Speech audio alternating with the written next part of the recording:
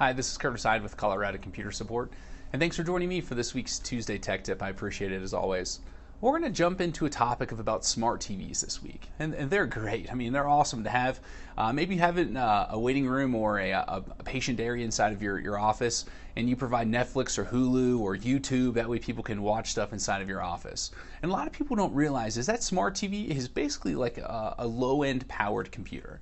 It holds applications, it connects to the network, you can type passwords and profiles into it, and it provides a lot of convenience. But the problem with that is they don't really get that many updates. And the problem with that is whenever there's an update that's released, it's kind of a pain to process to go through and have done. They're not updated very often.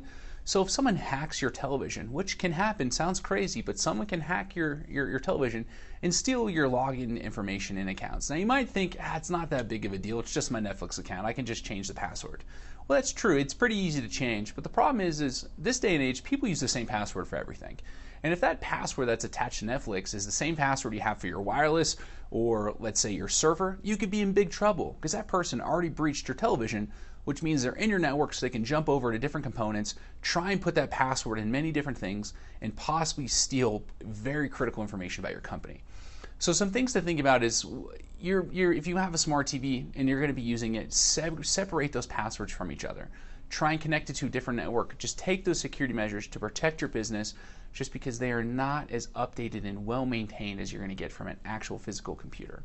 So if you have any questions about smart TVs, whether you've connected in the best way possible or have some security concerns of that, and if you're wondering if there's smarter ways to use them, feel free to give us a call. We'd love to chat with you about that.